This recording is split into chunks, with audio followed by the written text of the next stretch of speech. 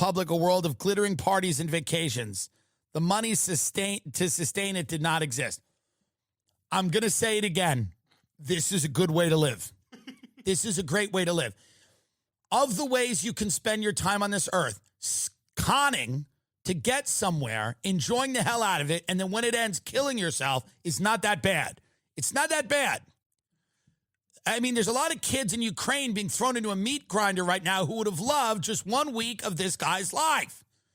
And he did the right thing at the end. And the right thing, and I got to say on a live, because, you know, it's the kids. This is a show watched by children. And we know YouTube's protecting the children, right? You know? Every YouTuber, by the way, it's coming out that they're all messaging children inappropriately. However, me saying a word is the problem. Here's the point. This man who I mean, by the way, stunning. Look at that fucking event. Look at the colors. Yeah, when you live like this and you can't do it anymore, you unalive yourself. It is the normal course of events. Stop shaming people. Stop shaming people, fake rich people who then have to be regular people who choose to unalive themselves. Stop shaming them. Normalize it. Bed Bath & Beyond CEO jumps out of his building because he's under indictment. Normalize it. Normalize the rich checking out when it's time to not be rich. You have look at that event. You have no idea what it's like to go from that back to the Friendlies or something. Normalize people checking out. Oh, but he had a family. He doesn't care. Listen, you think he wants to be broke with them? He checked out at the right time. Now, this gentleman named Brandon Miller, and people in the Hamptons listen to this show. They're going to find this very callous, and I'm saying this. I don't care. I don't care that he's dead. The game is to keep the scam going. The Hamptons is about keeping the scam going. If you are unable to keep the scam going, then unalive yourself. There are people in the Hamptons who are in Epstein's black book who've been prosecuted multiple times for stock fraud. And you know where they are? They're on their porch because they don't give up. They don't give up. There are people at Kamala fundraisers right now talking about the importance of climate change who literally were throwing 14-year-old girls into a volcano with Jeffrey Epstein 8 years ago. And you know why they're still around? Because they don't give up. If you don't have it for the life, don't be in the life. What happened to this guy again, please? He took himself off the board. That Mr. Miller's death occurred in the Hamptons during the height of the social season was almost certainly has added to the intrigue, says Neil J. Young, a historian who is writing a book about the Hamptons. Here, the only thing as fascinating as opulent as wealth is its sudden disintegration. This place is predicated for a certain set on showing off. It's the homes one has, the things one does out here, from the restaurants to the workouts to the parties. It's a place where one can get overextended really quickly, where a house of cards can suddenly collapse. Yeah, but here's the thing. The American economy is a house of cards. Most of our companies are house of cards. The stock market's a house of cards. The game is to keep the house of cards going. That's the whole game. What Mr. Miller is not some type of anomaly in the Hamptons, a guy who's overextended and he's not an anomaly. The vast majority of people there, are, living beyond their means. Not all of them, but many of them, their companies are not worth as much as they say. Their ideas are not as valuable as they say. Their value as people is not nearly as great as what they say. They are all replaceable. The game is to pretend like you're not. Brandon Miller developed the commercial and real estate projects in Tribeca, Harlem, in the meatpacking district. He appeared to be a successful businessman in a city filled with them. Yet by last fall, he was under so much pressure that when he attended a business meeting in a Midtown high-rise, according to 3 people familiar with what happened, Mr. Miller sat at a conference table and began to weep. Cock. He was in a financial freefall that confidants are now struggling to piece together. You have to keep the scam going, for Christ. You cannot give up. And if you are to give up, you just have to unalive yourself. No one wants to see any of these fucks weep. Weeping in the Hamptons? No, thank you. No, thank you. There is not to be any weeping in the Hamptons or Greenwich, Connecticut or Newport Beach. There's no weeping. Shut the fuck up. Keep the scam going, or do what the CEO of Bed Bath & Beyond did. I have a condo a few blocks away. One day he decided to chuck himself out of the window and end up on the street. And you know what everyone did? No one cared. They stepped over his body and they went to Bubby's for those shit pancakes. But the point is, everyone's in a scam over there. Brandon Miller was unique in the Hamptons. He was in a scam. Can you believe it? Someone in the Hamptons was in a scam and it went bust. He's weak. He was weak. He was weak. He didn't make the right alliances. He didn't make the right friends. He didn't blackmail the right people. He didn't get involved with the right intelligence agencies. He didn't shake the right hands. He didn't swing with the right couples. He didn't go and grovel. He didn't do the right things. He didn't fucking go and become an asset of China. Do something. You've got a family. Go and defect to China. But instead, he did what the only other option is, to take yourself out. It's fine. It's fine. Listen, he doesn't want to be broke, and he didn't have the wherewithal. He didn't have the tenacity. He didn't have the raw native intelligence to keep it going. Good book, by the way, called The Privileges by Jonathan D. He's probably one of these writers that, if you knew who I was, would hate me. I don't know. Who cares? But the point is, probably there's a lot of people I say this is a good thing. I go, who's saying that? But maybe not. I don't know what this person does, and I don't care. I just know that this is a good book called The Privileges about this young couple from outside of Philly that becomes New York City finance people. It's pretty accurate, too, and it's about a guy who's kind of running a scam, but just you got to keep doing it until it's real, and it's a really, really good book. Jonathan Franzen said it was a seductive novel. It's good. You should read it. But I get it. I mean, it's just funny the way that the press writes about all this stuff. Again, like all of the, you know what I mean? Like can you believe there was a dishonest person in the Hamptons living beyond their means?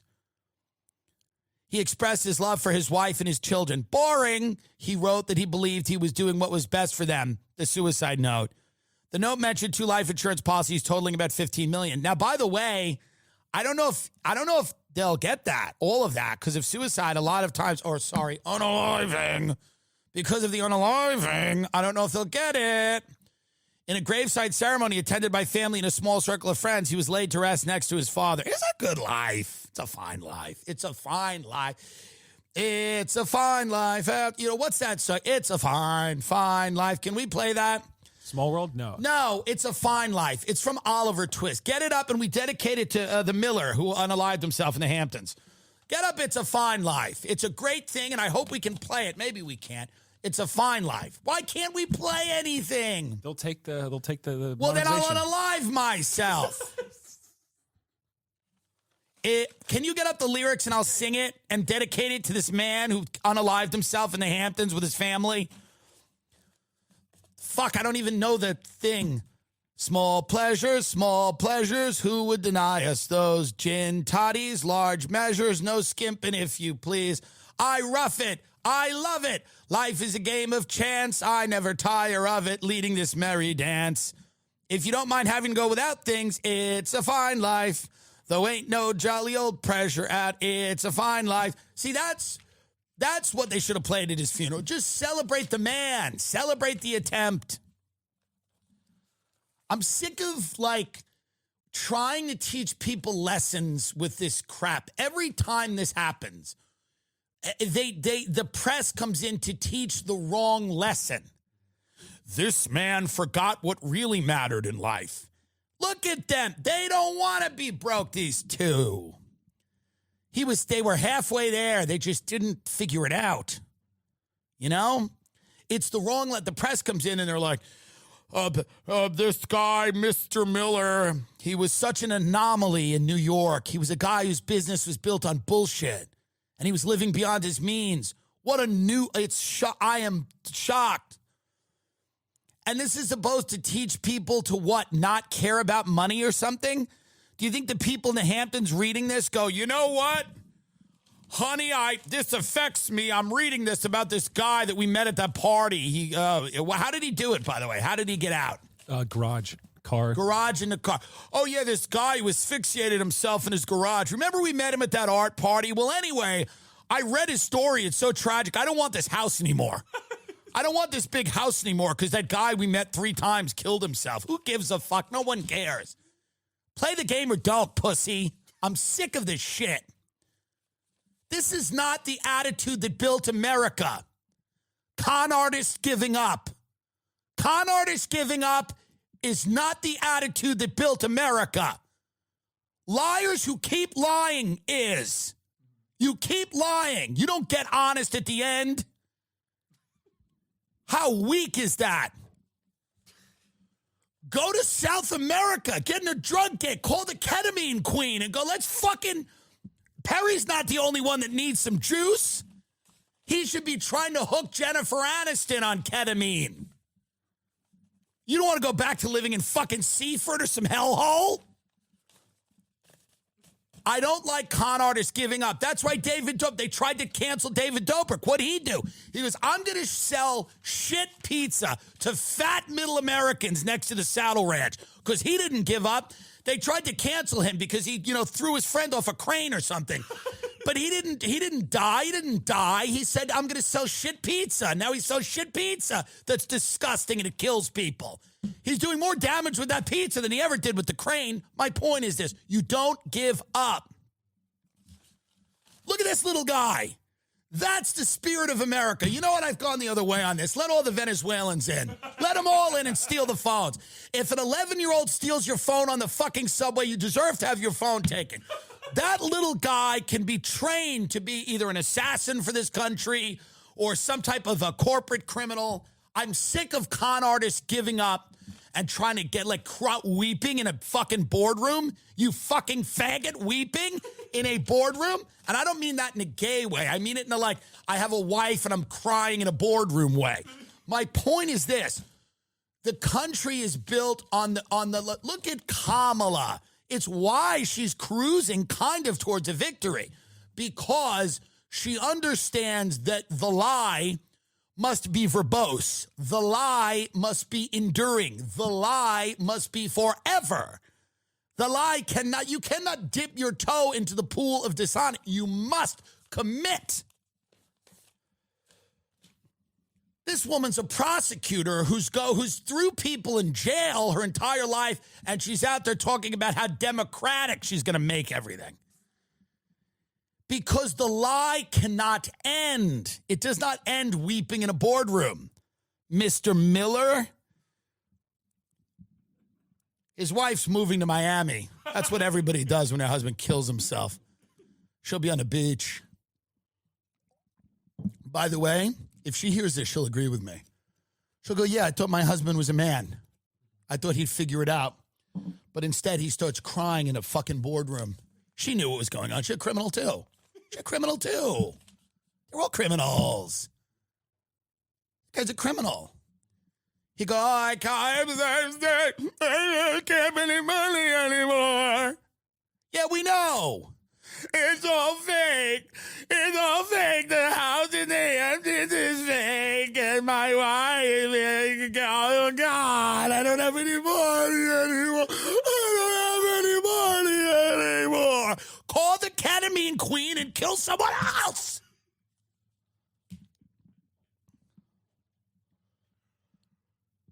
Because of bad financial choices, I'll be at the Omaha Funny Bone. They don't have really theaters. I'm not on a theater tour. I've done 2 theater tours all around the world. So now I get to play shit rooms for animals. Omaha, Side Splitters. Buy tickets in West Hampton Beach, please. Don't embarrass me. It's my home fucking town. Don't get mad at me just because I did that whole third thing for 30 minutes. West Hampton Beach, Omaha, Side Splitters, Ontario Improv. I said it was Orange County. I know it's not Orange County. I'm lying to you. It's called lying, dummy. It's actually not Orange County. I know what Orange County is. What do you think? Comedy on State in Madison. That's great. It's a bunch of serial killers and libs. Des Plaines, Illinois, we've added a second show. The only place I'd ever perform would be Chicago. The people of Illinois have never abandoned me. And then the Miami Improv, where my opening act will be Candace Miller, who will go out and talk about her husband. I don't have any money. It's so sad. Get the 11-year-old Venezuelan gang member to come on the program, please, if you can. If he speaks English, I'm fine with it. If you can rob me in English, just rob me in English. It's America. Speak English. Rob me in English. And don't give up. This kid's tougher than that Hamptons guy because it makes you soft. The Hamptons makes you soft. All that guy was doing is stealing phones, really. That's all anyone's ever really doing is stealing phones.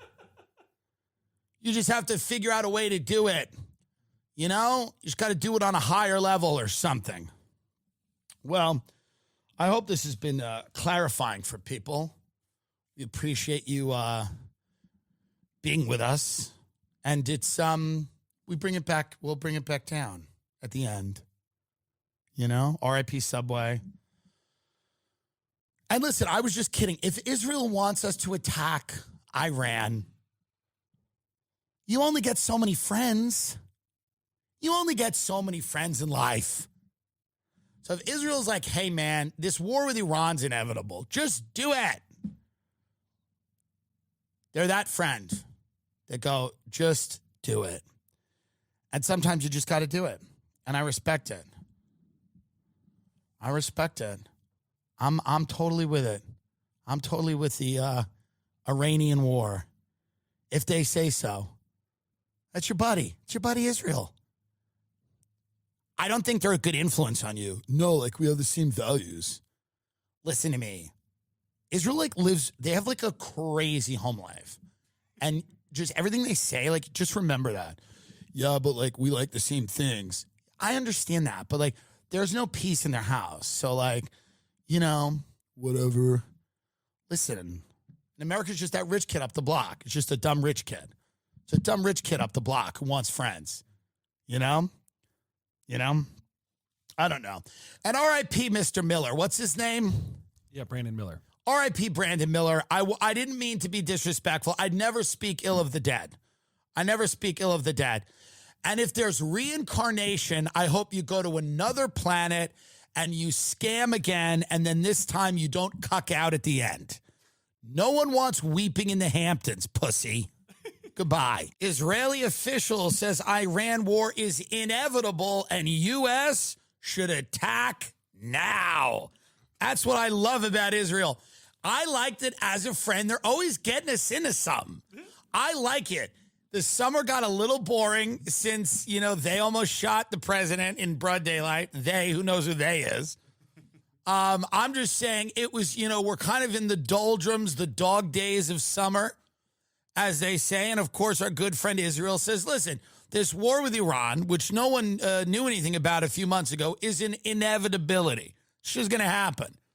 And the U.S. should attack now. Just get it over with. Rip the Band-Aid off. Go in there and do what you need to do. Let's not get nuts with the diplomacy. Let's not waste anybody's time. Israel's people's patience has been really strained by this Gaza war, which has gone on now for almost a year, right?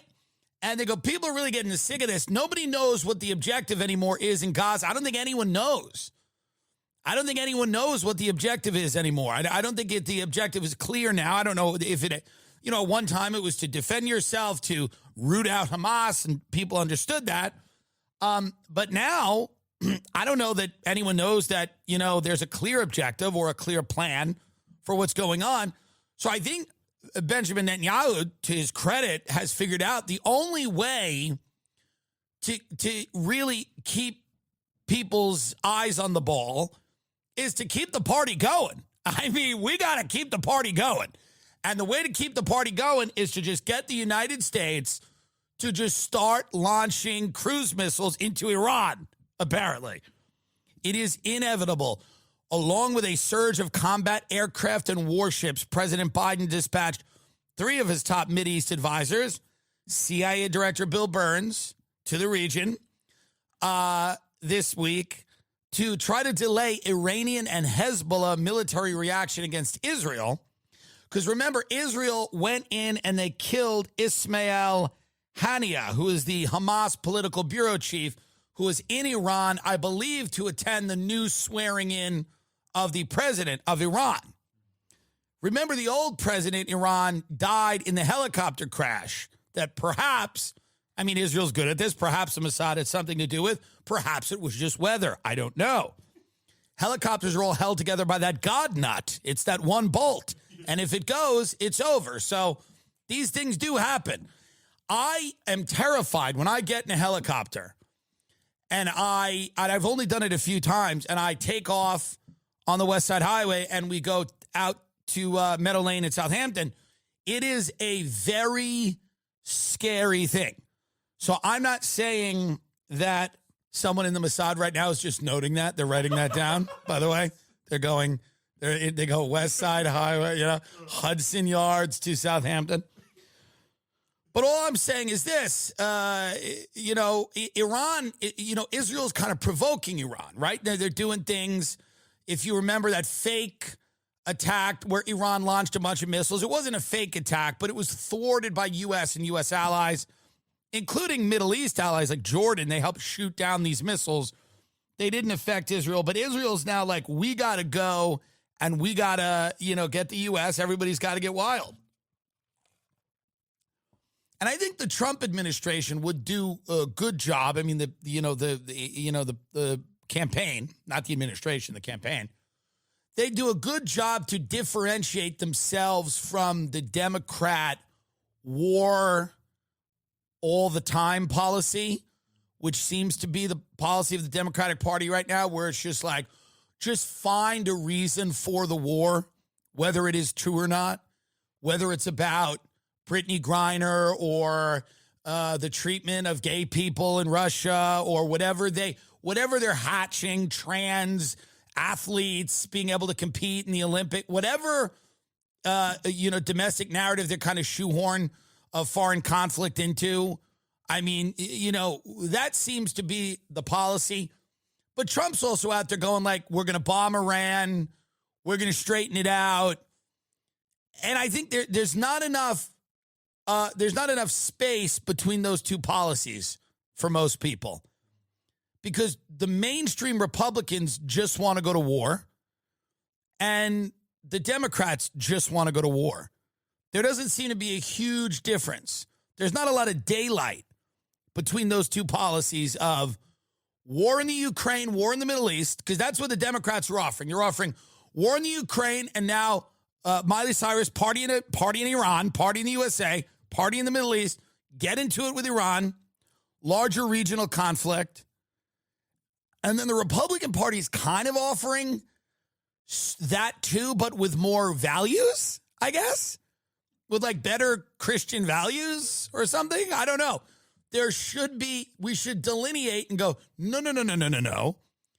Donald Trump should go, I'm going to de-escalate. I'm not going to bomb anyone. I'm going to scale down. We're not going to have troops all over the place waiting to get into wars. I hope that's the case. I mean, Israel is the friend sometimes on the block you go out with, and they're like, let's just throw some M80s. Let's have a little fun, because they kind of have a bad home life. That's what Israel, it's the friend with like a bad home life. And they're just like, my mom and dad fight. Shit sucks. Let's go smoke a cigarette behind a shed. And America's the rich kid. And America's like, yeah, why not? I like Israel. Israel has my values, And I was like, yeah, but Israel's it's like sometimes you need a girlfriend to explain it to you, which would be, I don't know, France maybe. You go, I get it. You like Israel, but Israel's living situation's like really fucked up. Like his mom and dad don't even speak. Like there's literally cops at the house 3 times a week. You go, yeah, but I like Israel. We go out, we get into bar fights, we throw M80s in the lake, we watch it blow up. Shit's fun, And then one day Israel comes to you and is like, we just got to go fight these kids from this other high school. And you go, I don't even know why we're doing this. Like, and you go, listen, man, here's the reality. Me and you are bros. And you go, yeah, dude, I totally get it. But my girlfriend has made a good point. Like, you are in a fucked up situation. By the way, there are friends in your life. And a lot of times it is hilarious that it does happen in the summer. Because the summer, there's no structure. There's no school. There's nothing. Everybody's just floating around. People's lives unravel a lot of times in these 2 months that we're in. And you do notice with some friends, and you will as you grow up, younger people listen to this show, maybe not a lot of them. You know, we have a fair amount of people in their 20s. Maybe we don't have a ton of people in their late teens, but we probably have some. You will notice some of your friends are out of control and seem to always attract problems. And there's nothing you can really do about it, even if they share your values. I'm not saying Israel is completely at fault for their problems. There are a lot of people that have gone into that.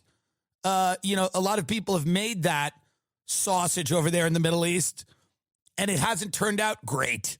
But what you have to do at a certain point is go, hey, man, I'm not going to go fight those kids from that high school with you. It seems crazy. I don't even really like, well, those kids are going to build a nuke. Yeah, sure. But can't we just kill a few scientists like you guys have been doing forever? Like, why do we have to have a hot war in the middle of fucking August with Iran?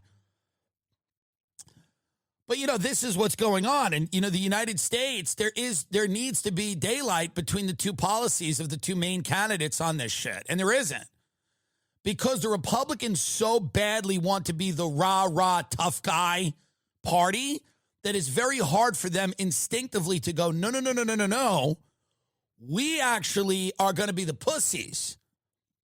We're going to be the pussies here. And I don't mean in actuality, but in the way that they talk. Because the Democrats are presenting as like the jock, fuck you, fuck Putin. Ukraine made it 6 miles into Russia. You know what that means? Russia's falling. Ukraine captured a town. And I'm not saying it's not impressive or didn't shock Russia. I was on the phone with a lot of Kremlin officials this morning who paid for my Rolls Royce and bought my houses. And they were saying it was shocking. And many of them were kind of surprised, to be honest, on our Telegram chat. We have a very funny Telegram chat with Lukashenko, who's the minister, and me. And Putin doesn't come in all the time, but when he comes in, he genuinely is hilarious. But the Ukraine has captured the Russian town. The fall of Sudza, about 6 miles from the border, will be Ukraine's first capture of a Russian town since its troops crossed into Russian territory 10 days ago. Now, listen, this is impressive. The Ukraine has taken the war into Russia. They've crossed the border. They captured some Russian POWs. Of course, the Western press is gleeful. And this means that Biden is now considering sending long-range weapons again, which he was against. Now he's thinking about it again. So here's what I want everyone to think about. If Ukraine is losing, they need more weapons and more money. If Ukraine seems to be breaking even, they need more weapons and they need more money. If Ukraine is winning, well, then they'll really need more weapons and need more money. There is no outcome where Ukraine does not need more weapons and more money. So it's just there's a permanent column in the Defense Department's budget that is allocated towards the Ukraine no matter what, until there's a regime change in Russia, which is the whole goal of the entire thing. Now, I don't know what Russia's going to do to defend itself or escalate the war. I hope it doesn't involve the killing of more people. I think it's horrible that anyone gets killed anywhere. That's the way I feel, and Boeing and Raytheon and General Dynamics. We all hate killing. But I'm just saying the Republican Party needs to go, no. We're actually going to scale it back. And you can't hang out with Israel this weekend because we're going to the lake. We're going to the lake with my parents. And no, we're not inviting Israel. Because the last time we invited Israel to the lake, Israel did all kinds of crazy shit. Remember that? They were smoking on the raft, and then the raft fucking burned, and then we all fucking thought we were going to fucking drown in the middle of the lake because Israel got drunk. Okay? And I'm not saying Israel doesn't deserve, I'm not saying that Israel doesn't deserve, like, it should be able to go and protect itself and its borders, and it should be able to enact a price from Hamas for what they did. 1,000%. That's the way the world works. Hamas perpetrated an attack. Israel absolutely has the right to defend itself. But where are we now? What are we, 10 months, 11 months? Or where is this? 8 months, 9 months? October? 10. 10 months. 45,000+ people killed, a massive humanitarian crisis, a famine, all kinds of, and it just, there's nothing going on. And then everybody goes, well, how about we get into it with Iran? And what? We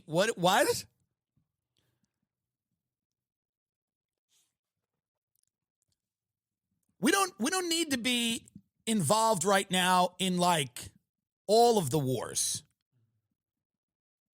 So we've got 40,000 killed in Gaza, 6,000 to 20,000 missing. I wonder where they are. Where are the missing? Where are the 6,000 to 20,000 missing? Maybe they fled, some of them. How many of them are thriving? About 93,000 wounded, about 10,000 detained, and about 2 million displaced. So this is a humanitarian crisis. And make no mistake, the United States is going to probably have to participate in the rebuilding, reconstruction, security. And again, Trump wins tomorrow, in my estimation, if he comes out and goes, we are not going to participate in security in post-war Gaza. We're not going to have United States troops stationed in the Middle East as cannon fodder. It's not going to happen. We'll provide money. We'll provide strategic assistance. We will not be on the ground there for what's to come. That will be in Arab countries will do it. Saudi Arabia, Egypt, Jordan will help organize it. We may even help fund it. But what we're not going to be doing is have U.S. troops there.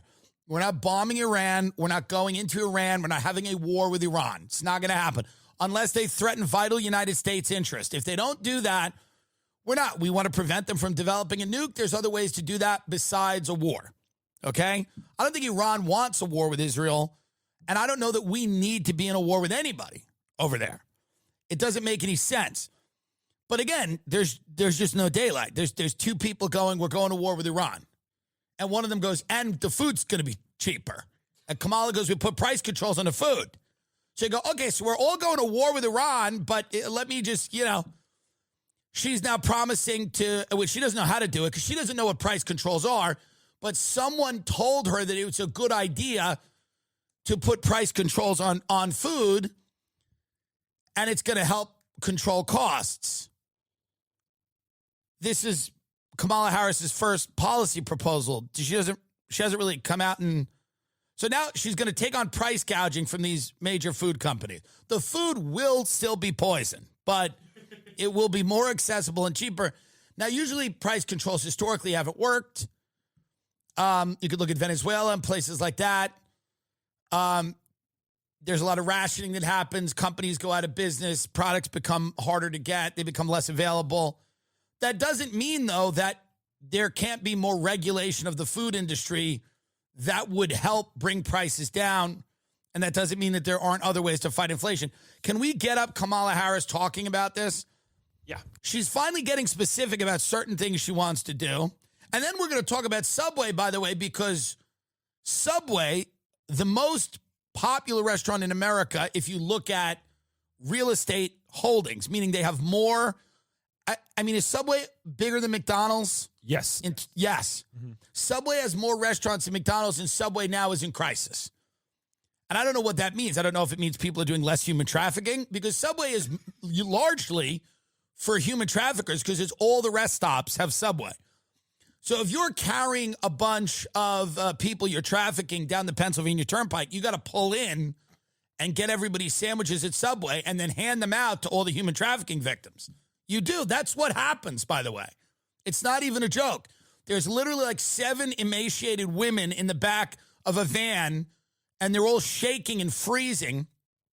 and they just got out of some crate in Baltimore like The Wire, and now they're in the back of a van, and you're driving them to D.C., someone with a gun is watching them, and then you have to go, who got the Italian BMT? Who has turkey? Who has the chicken bacon ranch? Who has the tuna? You know? And then one of the shaking human trafficking victims goes, I hear the tuna is not even really tuna. And you go, you shut up. Here's Kamala Harris on food prices. Because we here all know when our middle class is strong, America is strong. Yes, it is true that by many indicators, our economy is the strongest in the world. But while inflation is down and wages are up, prices are still too high. On day one, I will take on price gouging and bring down costs. We will ban. Look at the guy behind her with the sunglasses. How great is that? Surprise late charges that banks and other companies use to pad their profits. We will take on corporate landlords and cap unfair rent increases. And we will take on big pharma to cap prescription drug costs. By the way, so this is the lie that Democrats always do. When she goes, we're going to take on corporate landlords, what she means is we're going to take corporate landlords to lunch. And we're going to ask them what's wrong and how we can get to evict the people quicker. No one's taking on corporate landlords, by the way. That's the most hilarious. We're going to take on corporate landlord. It's like you're going to take corporate landlords on a trip. You're going to take them to a conference. Yeah. Well, Kamala Harris finally starting to unveil some proposals to keep the cost of food low. But more importantly to me and more importantly to you, here's the thing about Subway. And let's talk briefly about Subway. Subway is not anyone's favorite fast food. There's not one person you've asked and you go, when you get a little naughty and you're driving home late at night and you're feeling frisky and you're drunk or what is your guilty pleasure? What's the food you can't say no? Is it Chick-fil-A? Is it McDonald's? Is it Taco Bell? Not one motherfucker ever says Subway. Subway is not a food that people enjoy. It is a food that must be endured. It must be suffered through. It must be endured. Get that up. That's what it looks like when you get it. It is a rest stop food that you must endure. Moving day. Subway is moving day food. You have an 8-hour day. Your apartment's on the other side of town. Your friend is there with a van. You're going to Subway to just get a fucking turkey sandwich to fuel yourself up for 8 hours of hell. Moving out of one apartment, that's what it looks like. It is a utilitarian food that must be endured and suffered through. It is primarily eaten by government employees, people that are moving, and human traffickers. It is not for people with choices or people that have minutes to think. If you have minutes to think, you don't really eat at Subway. Subway's just in and out. However, because America has become a gig economy, it has become a hellscape of people who are stressed out, who are, it's just a country that's littered with broken homes, divorced dads traversing through the night, people that are single, people that are lonely, people that have shit jobs, people that work late, people that are Ubering and Lyfting and doing all these things, people that are Postmating and door dashing. They are the people who are grabbing these economic, heinous sandwiches on their way from point A to point B. But finally, people are smartening up and they are turning their back on Subway. Sorry, Patrick Mahomes. I know they dumped you a lot of money to get people to eat Subway, and shame on you. Shame on you for doing it. How much more money do these people need, by the way? Is Patrick Mahomes broke? I mean, this idea, by the way, there is a special place in hell for elite athletes who promote the most disgusting food on earth and pretend that they eat it so that fat, obese children can go, well, Patrick Mahomes eats a 12-inch meatball sub. I should too. Yeah, Vox, why do all the best athletes do Subway commercials? Because they get paid. Subway is smart. They get athletes who are elite athletes, who are at the top of their game, and they say, do a commercial for us so that people think that you eat this yoga mat bread, plastic bread that Subway churns out. Subway holds emergency meeting with franchisees as sales plummet. Subway denied that it was an emergency, but we know it is. Conference will be heavy on promotional offers and coupon ideas. Store owners say they're barely breaking even with an $11 sandwich. Subway is no longer profitable. The costs of poison have risen. They've gone up. And people are now going, you know what? I can't do it. Now they're trying different coupons, but they go, our gross sales are not even at 2012 levels. Well, remember when Subway launched, it was launched as like a healthy alternative, and people thought it was healthy because it was fresh, and it was Subway Eat Fresh. That's the logo of Subway. And their spokesman ended up being a pedophile. Subway's lasted a lot longer than anyone thought it would. The idea that Americans have believed for 15 years, if we're talking about 2012 levels, but really even longer than that, but let's say 2012 was Subway's heyday, and I don't know that it was, but let's just use that as a marker. The fact that Americans have believed for roughly 15 years that a roadside sandwich shop was healthy it's an amazing marketing. Subway did amazing marketing. But eventually every scam is uncovered. People start going, well, I don't know. Maybe let's not eat that sandwich in that strip mall. We could do something else. And by the way, as Americans get smarter, if that's possible, to the extent that it is, and we hope that it is, a lot of these things are going to go out of business. Subway's not the only one. By the way, and as drugs like Ozempic and other things like that flood the market and people lose weight and people make better choices and, not even necessarily those drugs, but as people become more aware of if you want to have a sandwich, you can make yourself a sandwich. This lie that no one has time, and this is the lie that I grew up with fast food, by the way, is that no one had time to cook. No one had time to cook in my house. People had time to lay on a couch for 4 hours and watch television, but no one had time to cook. My mother had time to drive around the neighborhood taking antiques people had thrown out, putting them in her van, and driving them back to the house. My father had time to practice with his band, God help us, in the studio he created that should have been a playroom, okay? So he had a bunch of junkies come over, and they used to jam sesh. They had time for that. Nobody had time to cook actual food. And that was how fast food was marketed to boomers. It played on their ego. It's why it worked so well. They were like, you don't have time to cook a meal for your family? You're busy being the hardest working, most honest person on earth. You don't have any time. You dropped your kid off at karate, and now you have to go home and drink a bottle of wine by yourself. How do you have time to make any food? So the reason that fast food exploded in the 90s is because the sales pitch was that you couldn't possibly have any time to cook food for your family. There's just too much going on. That's really what it was. And that's why it became one of the big boomer legacies is not only the adoption of fast food, but the adoption of like the fast casual concept that grew out of fast food, these meals that you would buy and then heat up, microwavable food. My grandparents, who all lived to their late 80s, early 90s, ate none of this, wouldn't allow it near their homes, thought it was disgusting.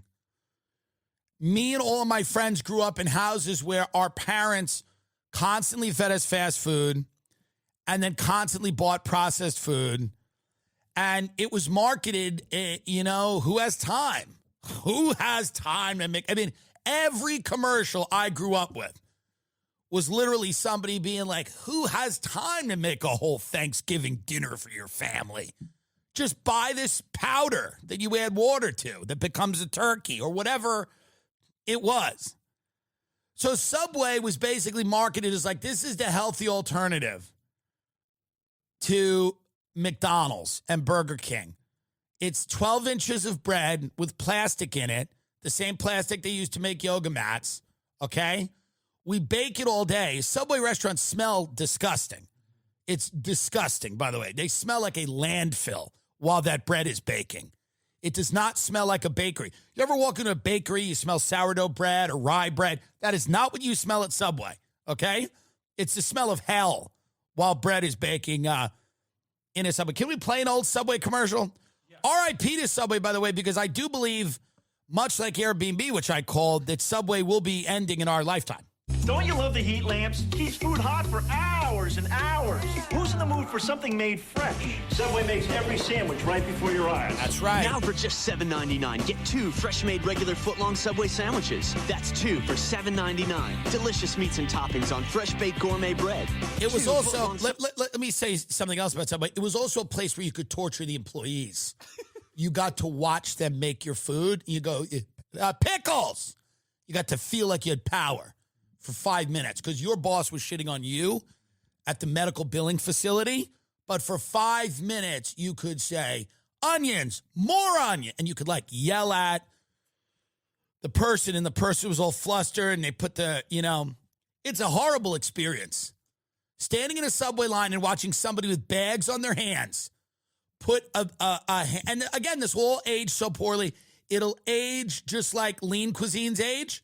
Remember lean cuisine where you would pull off the top of something and then put it in the microwave and then it would come out and it would look like a scab, like the cheese would be. And speaking of this, by the way, I had some of that David Dobrik pizza. He should be in jail. That Dobrik's pizza on Sunset, no offense to him, but it is the most grotesque thing I've ever had. The Dobrik pizza is sitting there and you walk in and my friend and his wife like it and they go, it's 90% done. And then they send it through this little, these ovens where you Subway has them. Quiznos had them where they toast something on like a conveyor belt and then it falls down. Dobrik pizza goes, yes, 90% done. And then the pizza goes through this conveyor belt oven and then it comes out and the cheese is like a scab sitting on top of the pizza. And it's absolutely heinous. Yeah, there it is. There it is. And it's all these middle Americans, they line up for it, and they're like, I know him from the YouTubes. People are wondering right now how to save money. This is a big thing, right? And everybody's coming to me, and they go, how do I save money? And I go, well, do you use Ibotta? And they go, what are you talking about? And I go, anything you want. Sandals, sunscreen, snacks for the kids. What do they have in common? You're probably buying a ton this summer, okay? You're using Ibotta, if you're smart, to get cash back on all of your purchases when you stock up on all your summer essentials. Ibotta is a free app that lets you earn cash back every time you shop. Earn on hundreds of items from groceries to beauty supplies, even toys. You can make sure you're beating inflation no matter what you're purchasing. The average Ibotta user earns $256 a year. That could cover the entire cost of a shopping trip, essentials for the kids, for new school stuff. Oh, they need folders, trapper keepers, notebooks, pens, pencils. Right there, you've bought it with your Ibotta savings. Other apps give you points that don't amount to much. This one, you're earning real cash. You can save on over 2,400 brands and shop at over 1,000 retailers, including your favorite grocery stores, Lowe's, Macy's, Sephora, Best Buy, and more. You know what we did with the Ibotta savings? Because I use Ibotta and I saved around that. My friend had a dog who had to be... they had to take it to the doctor for health issues. And I took that money I gave to my friend. Right now, Ibotta is offering our listeners $5 for trying Ibotta by using code TIM when you register. Just go to the App Store or Google Play Store and download the free Ibotta app to start earning cash back and use the code TIM. That's IBOTTA. in the Google Play or App Store and use code TIM. The fall is coming. The summer is winding down, and it's time. Now we're going to get really into the season of the Game Time app. Everybody's going to be going out to sports, to concerts, to comedy shows, and you want to have one centralized place where you can make tickets easy. Getting tickets for concerts and events can be fast. It can be easy. Go and download the Game Time app right now, okay? I used it to buy tickets to the Eras Tour for Taylor Swift, who is my favorite musician. And I went there, and I really enjoyed it. And I love the one where she... that, to me, is the song of my youth. And what was great is, like, when I was buying tickets for the Eras Tour, I was like, oh, wait a minute, I'm seeing the view of the stage from the seat. There's no guessing. There's no guesswork. That's huge. Lowest price guaranteed, event cancellation, job loss protection, in case I fire myself. Easy to find and buy Major League Baseball tickets for every kind of event in your area. Last minute tickets, flash deals, zone deals. It makes it easy. It really is a great app because you want to see anything, tickets to anything you can get. Priority last minute deals, all in pricing. Okay, no surprise fees at checkout, seat views, lowest prices. Your purchase is covered with the most flexible customer service policy in the ticketing industry. They understand things happen. Things happen. The cat gets sick. Stuff happens. Download the Game Time app, create an account, and use code TIM for $20 off your first purchase. Terms apply. Again, create an account, redeem code TIM for $20 off. Download Game Time today. Last minute tickets, lowest price guaranteed. 11-year-old migrant boy arrested in a different kind of subway, the one in New York City. Get the photo up of them cuffing the child. I find it hilarious, and I like it. We want the kids in jail. Do a close-up on this. We want the kids in jail. I'm going to say it again. That's right. I want you to take a good look at this and leave that on screen. This is the future I want. I want children going to jail when they do bad things. I am sick of hearing about that they need more programs or whatever. This is a little Venezuelan migrant, 11-year-old, who's on the subway. I mean, what's wrong? Why isn't he writing a Hamilton-type musical? That's what I'm told all these people do when they get here. They write musicals, and they're nice. That's what I'm told. They come in and they write musicals. So apparently, this young migrant criminal child took a break from writing his version of Rent, and he's now on the subway, and they were going around punching people in the head and stealing phones. Well, is that nice? So this 11-year-old, I don't know who he's punching. I mean, the kid's, he looks like a baby. He was essentially provoking it, recalled a Manhattan-based IT professional who requested anonymity. Now, you know why no one can be honest about this. By the way, my car stalled out in Harlem once, and this black tow truck driver came up to me. He was an awesome guy. He goes, hey, man, he goes, watch out for the Venezuelan gangs. They're stealing everyone's phones. And then he drove away. And then he's like, Trump 2024. It's literally what he said.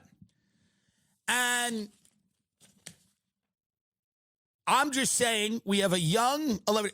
What is going on here? Do you know what happened in the subway? Because I'm telling you right now, if you think you will not be attacked by an 11-year-old Venezuelan, you're wrong. You're wrong. You're absolutely wrong. Tell us what happened, please. Yeah, so basically him and the 17-year-old boy were going around attacking strap hangers, right? People just taking the subway. And so he would hit them, and then I think the 17-year-old would grab the phone, and they were kind of oscillating. This 11-year-old is hitting them? He's punching them? Said he was the primary aggressor. This 11-year-old is the primary aggressor. Make this bigger again. This is the primary aggressor? So he's got 3 guys on him. He's big, He's got 3 cops on him. I don't understand why this is happening. I was told and promised that everyone who came to America was here to write a Broadway musical. That's what I was told. I was told that people that come to the country are here to write musicals because they can't be gay in their country. That's why everyone's coming here, to be a trans composer. And yet, there's violence? Why is there violence on the subway? Trump should say, that kid will be executed day one. Day one. Trump goes, we will execute the 11-year-old in New York who's punching people. Now, obviously, we're being facetious here. We're kidding. We feel bad for this kid. Many of you aren't smart enough that we are also thinking we're getting a little nuts with the Venezuelans. I think we're getting a little wild. There's too many.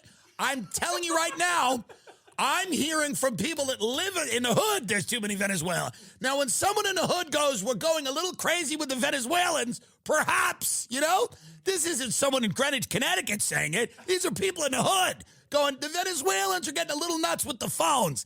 I don't know why the Venezuelans love the phones so much, but they're taking the phones. That's what's going on. So, this little guy, who I don't believe should be executed, but I do think a short jail sentence is not the worst. This little guy, who again, now also New Yorkers are, I guess, such pussies now that they won't just beat a child. Beat him up. But you can't beat up a Venezuelan 11-year-old. God forbid any of the press sees you kicking a Venezuelan 11-year-old in his head. But that's exactly what he needs. That's exactly what he needs. But police have linked roughly 10 robberies that have taken place inside or along the southern end of the green space, which I don't know what that is. The green space. 59th Street. Oh, 59th Street. Okay. Oh, yeah, it's Central Park. So there's 12 migrant boys or young men, and they're robbing. Now, you can't. This is the problem. This is the problem. You can't speak about this, and you can't. If you're a strap hanger, and you're taking the subway, and this 11-year-old migrant does anything to you, you can't really do anything back because he's an 11-year-old. You should be able to attack him. You have to teach him a lesson if his parents won't. I'm just saying, this is the funniest photo I've seen in a very long time. It is. But where is that kid when he's like 17 or 18? Is he better? Has he learned the error of his ways? Are some of the people coming to this country going to be mean? Boy, I hope not. Again, all we're told is that everyone who's coming here loves America and loves everything. And I don't know, maybe that's true. Maybe it's true. Is everyone who came to Sweden love Sweden? Is that why Sweden's now the most dangerous country in Europe? Because everyone who came there loves it so much? Is that what happened? Everyone loves Sweden so much. All these Turkish gangsters that came, they love, all the North African people, they love Sweden. They love it, love it, love it. God, to be a Swede, they said. They grew up, they go, God, I want to wear wooden shoes and do whatever the fuck they do. I go, that's what I want to do. I'm just saying, none of this is about anything other than I'm just curious. I wonder why. I don't know. Now, maybe if we have 11-year-olds going around the subway, going nuts, maybe Maduro knows better what to do with these people. I don't know. Does Maduro know better? Police officials go up. Police officials also said the 11-year-old was caught on surveillance camera using credit cards that were stolen during a series of robberies in Central Park. At this point in time, we're ready to call it. This is a migrant robbery pattern, NYPD Chief of Patrol John Chell told reporters. A senior law enforcement official said police believe the violent Venezuelan gang, I don't even know how to say it, I'm not going to try, is behind the migrant robbery crew and investigate. Well, I don't know. I don't think that's true. What if Kamala comes out and goes, we're getting the Venezuelans out? What if she steals Trump's whole thing? She's on the verge of stealing his whole thing, by the way. We're going to have border security. We're going to have this. We're going to have that. If Kamala goes, and I want to send a message to the 11-year-old who was caught robbing people on the United States subway. If you think we don't execute we don't execute children in this country, you got another thing coming. Because on day one, On day one, I will kill you personally. You got to remember, Kamala's a Fed. She has Fed energy. Big Mama Fed. Now, if Big Mama Fed, well, she's never going to do this, of course, but if Big Mama Fed executes the 11-year-old criminal, if she says, I know it's hard to watch. I know it's hard to watch. I know many of you will be disturbed by this, but I've chosen to execute this 11-year-old publicly. If she does that, I'm telling you right now, and I know people are going to disagree with me, and that's fine. If she executes this 11-year-old publicly, she will win the respect. The Republican Party will cease to exist. If she says, that's it, I'm going to execute this child on live television, and Jimmy Fallon's there, and everyone's there. Everyone's got to be there. Every person, all of Hollywood has to get behind her. Everybody. And then she's got to... I don't know. Matthew Perry, everyone, why are they bothering the doctors who tried to help Matthew Perry feel good? Can anyone tell me that? They made too much money off of it. So Matthew Perry, by the way, overdosed on ketamine and died in his hot tub, which, by the way, is a fine way to die in the Pacific Palisades. What else is going on? That's a fine way to die. That's how you're supposed to die when the show you were on ends 20. How long did he live after Friends? 20 years? Yeah, about. Yeah, that's all you live. When the fame drain, when fame depletes, you've got about 20 years left before you end up inevitably in a hot tub dying. But they have, there's a lot of ketamine dealers and doctors. You know, doctors are now drug dealers. Over a 2-month period in the fall of 2023, they distributed approximately 20 vials of ketamine to Perry in exchange for $55,000 in cash. Placencia mocked Perry in a text message in 2023, writing, I wonder how much this moron will pay. On one occasion, Placencia injected Perry with illegal ketamine and watched the actor freeze up and his blood pressure spike. Despite that, he left additional vials of ketamine for defendant Iwamasa to administer to Mr. Perry. Iwamasa has no medical training. Now, who got arrested? Let's get them up. One of them's named the Ketamine Queen. Yeah. So Iwamasa is the live-in assistant, and the Placencia is the doctor.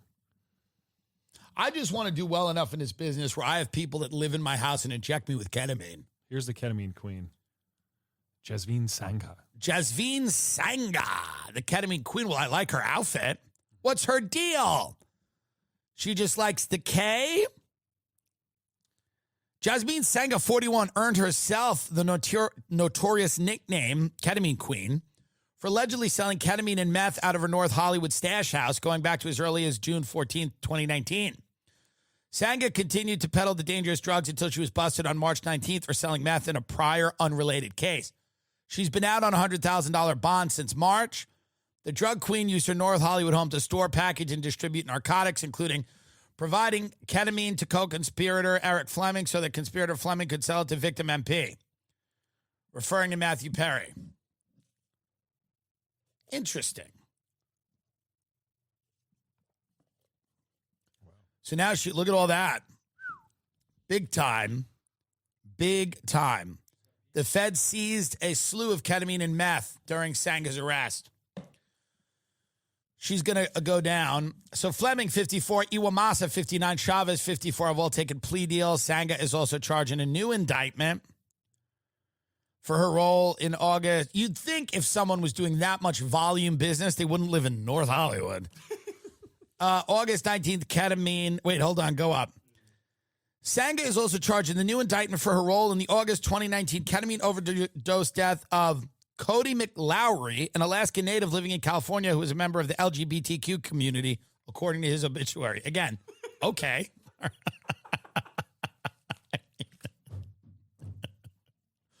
All right, good.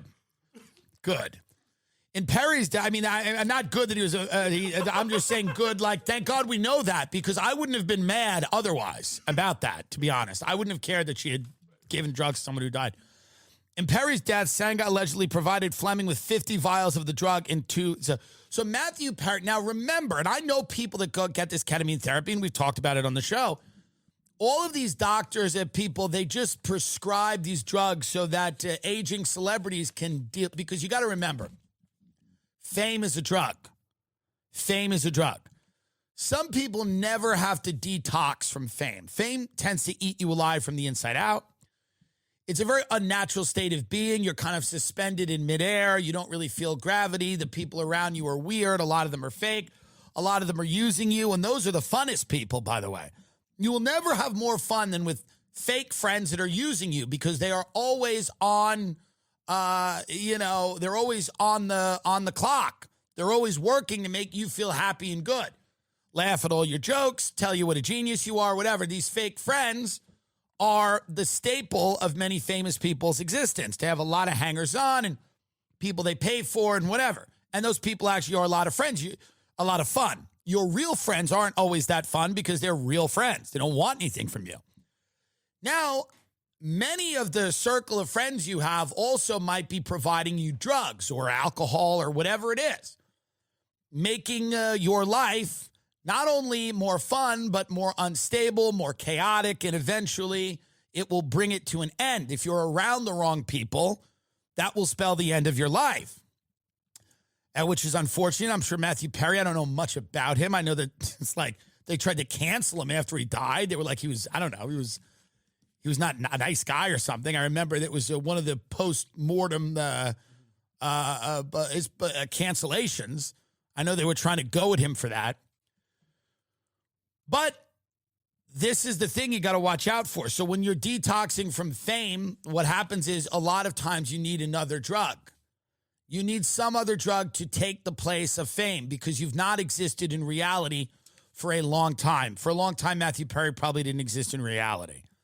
So once the fame started to, then he goes, well, wait a minute. I don't want to go. I don't want to live on Earth. I've never lived on Earth. I have no plans to live on Earth. Sunrise, sunset, not for me.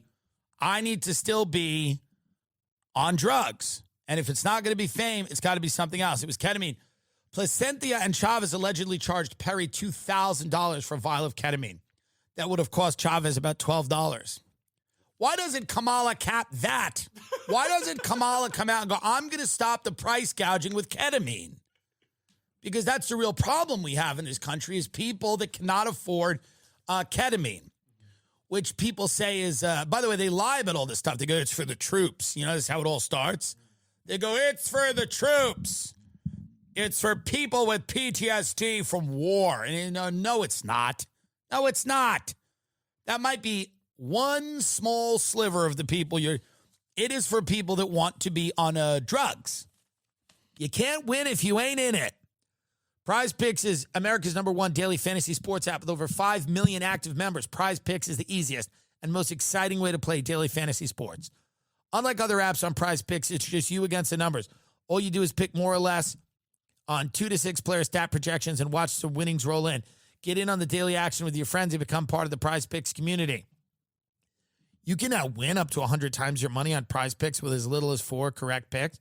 You can literally turn $10 into $1,000. If you're looking for promotions, Prize Picks has got you covered every week, from lowering select player stats projection on Tuesdays to helping your lineup hit or gaining your entry fees back if you have a losing lineup on Fridays.